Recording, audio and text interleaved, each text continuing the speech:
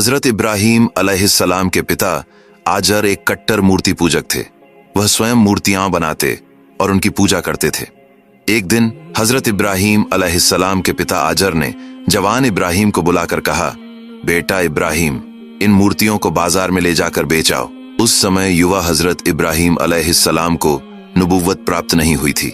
उन्होंने जिज्ञासा से अपने पिता से पूछा, अब्बा जान, इन मूर्तियों की ताकत और शक्ति क्या है?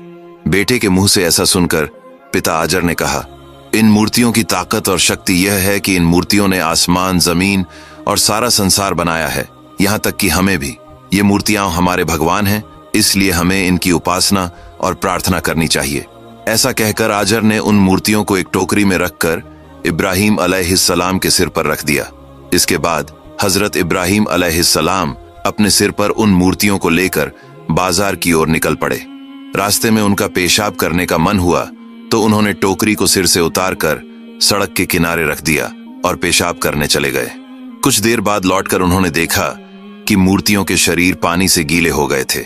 यह दृश्य देखकर हजरत इब्राहीम अलैहिस्सलाम ने मूर्तियों से पूछा, क्या बात है, तुम्हारे शरीर पानी से गीले क्यों हैं? लेकिन मूर्तियों ने कोई जवाब नहीं दिया। थोड़ी देर में हजरत इब्राहीम अलैहिस्सलाम ने देखा कि उनके पास एक कुत्ता खड़ा है और उसके नीचे से पानी टपक रहा है। यह देखकर हजरत इब्राहीम अलैहिस्सलाम समझ गए कि कुत्ते ने मूर्तियों पर पेशाब कर दिया है। इस पर हजरत इब्राहीम अलैहिस्सलाम ने गुस्से में चीखकर कहा, क्या बात है, तुम तो भगवान हो।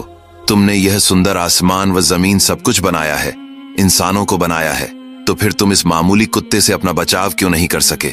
जब कुत्ता तुम पर पेशाब कर रहा था तब तुम यहाँ से भाग क्यों नहीं गए या कुत्ते को भगा क्यों नहीं दिया? तुम कैसे भगवान हो जो खुद को भी बचा नहीं सकते?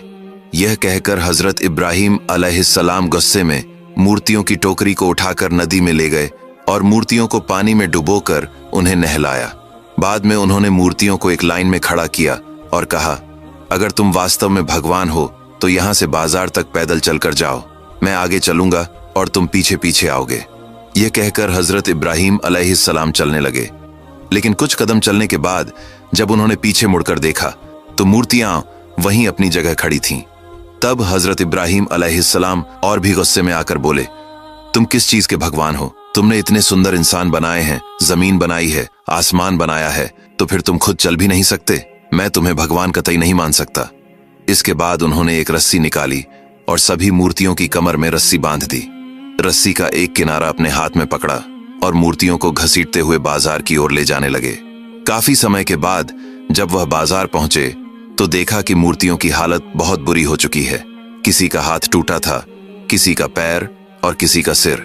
फिर भी वह उन मूर्तियों को बेचने के लिए बैठ गए। लेकिन बाजार में काफी समय तक बैठने के बावजूद एक भी मूर्ति नहीं बिकी, क्योंकि वे मूर्तियां टूटी हुई थीं और भला टूटी हुई मूर्तियां कौन खरीदता। आखिर में हजरत इब्राहीम अलैहिस्सलाम उन मूर्तियों को टोकरी में डालकर वापस घर की ओर चल दिए। घर पहुंचने के बाद उनके पिता आजर ने उनसे पूछा, क्या बात है, तुमने तो एक भी मूर्ति नहीं बेची? पिता की बात सुनकर हजरत इब्राहीम अलैहिस्सलाम बोले, यह मूर्तियां कैसे बिकती? ये टूटी हुई हैं और टूटी हुई मूर्तियां कोई खरीदता नहीं। इस पर आजर ने पूछा, मूर्तियां टूटी क्यों हैं? तुम तो अच्छी मूर्तियां लेकर गए थे। हजरत इब्राहीम अलैहिस्सलाम ने जवाब दिया, जब मैं इन मूर्तियों को बाजार ले जा रहा था तो टोकरी में ही इन मूर्तियों ने आपस में मारपीट शुरू कर दी। एक मूर्ति कह रही थी कि मेरी ताकत ज्यादा है, दूसरी कह रही थी मेरी ताकत ज्यादा है। इस तरह वे आपस में अपनी शक्ति और प्रभुत्व को लेकर लड़ाई करने लगीं। लड़ाई के दौरान सबके हाथ पैर टूट गए और इस तरह ये मूर्तियां टूटी हुई हैं। भला ऐसी मूर्तियां बाजार में कौन खरीदेगा? यह सुनकर आजर ने कहा, इब्राहीम, क्या तुम मुझे बेवकूफ समझते हो? ये मूर्तियां आपस में कैसे लड़ाई कर सकती हैं? इनके पास लड़ाई करने की कोई ताकत नहीं है। तब हजरत इब्राहीम अलैहिस्सलाम ने कहा, अब्बा जान, अगर इन मूर्तियों में खुद को बचाने की कोई ताकत नहीं है, किसी शक्ति की कमी है, तो ये मूर्तियां इतनी सुंदर आसमान, जमीन और इंसानों को कैसे बना सकती हैं? फिर ये मूर्तियां भगवान कैसे हो सकती हैं? आखिर आप इन मूर्तियों को भगवान क्यों मानते हैं और इनकी पूजा क्यों करते हैं?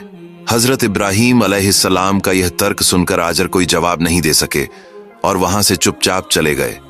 इसके बाद हजरत इब्राहीम अलैहिस्सलाम अपने सच्चे रब की तलाश में लग गए।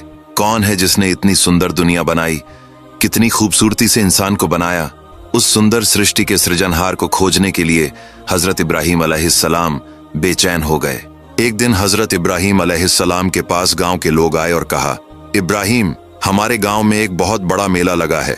गांव का हर इंसान उस मेले में जाएगा, तुम्हें भी जाना होगा। उनकी बात सुनकर हजरत इब्राहीम अलैहिस्सलाम ने कहा, मैं बीमार हूं, इसीलिए मैं मेले में नहीं जाऊंगा, तुम लोग जाओ। हालांकि हजरत इब्राहीम अलैहिस्सलाम शारीरिक रूप से स्वस्थ थे, लेकिन अपने रब की तलाश के लिए उन्हें मानसिक रूप से गहरी चिंता और बेचैनी थी।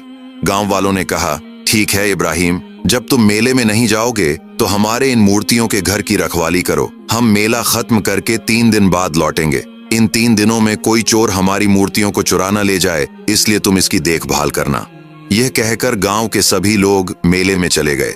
उधर जब गांव के सभी लोग मेले में चले गए तो हजरत इब्राहीम अलैहिस्सलाम मूर्तियों के उस घर में दाखिल हुए। उन्होंने सोचा, मेरी कौम के लोग इन मूर्तियों को भगवान मानते हैं और उनकी पूजा करते हैं। देखना चाहता हूं कि क्या मैं इस सुंदर दुनिया के सृजनहार को यहां पा सकता हूं। हजरत इब्राहीम अलैहिस्सलाम ने देखा कि उस घर में सैकड़ों मूर्तियां थीं। कुछ छोटी थीं, कुछ बड़ी थीं और कुछ का आकार इतना विशाल था कि देखकर हजरत इब्राहीम अलैहिस्सलाम हैरान रह गए। उन्होंने देखा कि हर मूर्ति के सामने फल और तरह तरह के भोजन रखे हुए हैं, लेकिन कोई भी मूर्ति उन भोजन को नहीं खा रही। हजरत इब्राहीम अलैहिस्सलाम ने गौर किया कि हर मूर्ति का मुंह खुला हुआ था। किसी के 10 हाथ थे, किसी के 8 हाथ, किसी के 12 हाथ, किसी के पास भाला था, किसी के पास तीर। हर मूर्ति का आकार अलग था और बेहद बारीकी से तैयार किया गया था। अब हजरत इब्राहीम अलैहिस्सलाम मूर्तियों से कहने लगे, क्या बात है, मेरी कौम के लोग तुम्हारी इबादत करते हैं, तुम्हारी पूजा करते हैं, तुम्हें भगवान मानते हैं। तुमने इस सुंदर दुनिया को बनाया है, इंसानों को बनाया है, तो फिर तुम ये खाना क्यों नहीं खा रहे?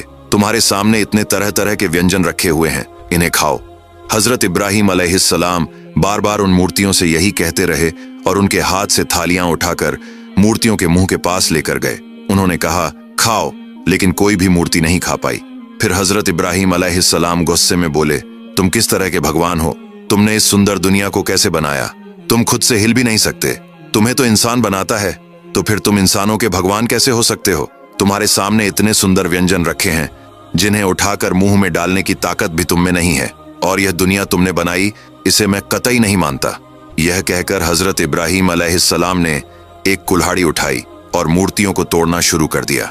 उन्होंने सैकड़ों मूर्तियां तोड़ डाली और जो सबसे बड़ी मूर्ति थी उसके कंधे पर कुल्हाड़ी रख दी और वहां से चल दिए। 3 दिन बाद गांव के लोग मेले से वापस लौटे और जब वे पूजा करने के लिए मूर्तियों के मंदिर में गए तो देखा कि सभी मूर्तियां टूटी पड़ी थीं। उन्होंने चिल्लाना शुरू कर दिया, हम बर्बाद हो गए, हमारी सारी मूर्तियां टूट चुकी हैं। तभी किसी ने कहा, हमने मेले में जाने से पहले इब्राहीम को यहाँ रखवाली के लिए छोड़ा था, मुझे लगता है उसने ही ये सब किया है। ये सुनकर लोग बोले, हाँ तुम सही कह रहे हो। फिर वे हजरत इब्राहीम अलैहिस्सलाम को वहां बुलाकर बोले, इब्राहीम, तुम्हें हमने इन मूर्तियों की रखवाली के लिए छोड़ा था, तो फिर इन मूर्तियों का यह हाल कैसे हुआ? हजरत इब्राहीम अलैहिस्सलाम ने चतुराई से कहा, मुझे क्या पता, वह जो बड़ी मूर्ति है जिसके कंधे पर कुल्हाड़ी है उसी से पूछो। हो सकता है उसने छोटी मूर्तियों को तोड़ दिया हो, क्योंकि उसमें ताकत ज्यादा है।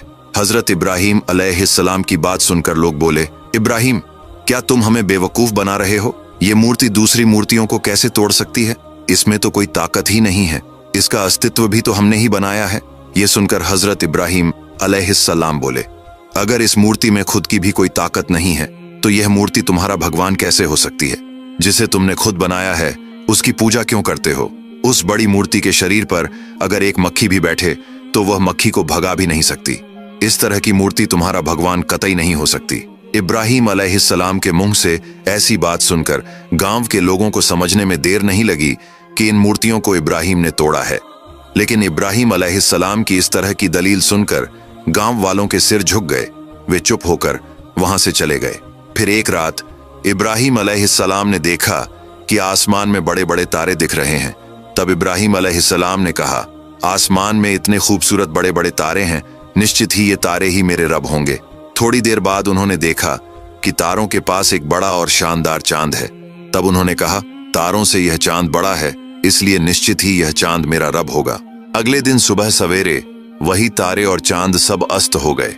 तब इब्राहीम अलैहिस्सलाम कहने लगे, जो डूब जाता है और खत्म हो जाता है वह कभी मेरा रब नहीं हो सकता। फिर कुछ समय बाद सूरज उग गया। तब इब्राहिम अलैहिस्सलाम ने कहा, निश्चित ही यह सूरज मेरा खुदा होगा। उन तारों और चांद से यह सूरज बहुत बड़ा है। लेकिन दिन के अंत में जब वह सूरज भी डूब गया, तब इब्राहिम अलैहिस्सलाम ने कहा, नहीं, यह सूरज मेरा खुदा नहीं हो सकता। जो चीज डूब जाए और समाप्त हो जाए वह कभी मेरा खुदा नहीं हो सकती। इस तरह हजरत इब्राहिम अलैहिस्सलाम सृष्टि के सृष्टा की खोज में निराशा और बेचैनी के साथ दिन गुजारते रहे। अंततः जब हजरत इब्राहिम अलैहिस्सलाम उपयुक्त उम्र में पहुंचे तो अल्लाह रब्बुल आलमीन ने उन्हें नबी घोषित कर दिया।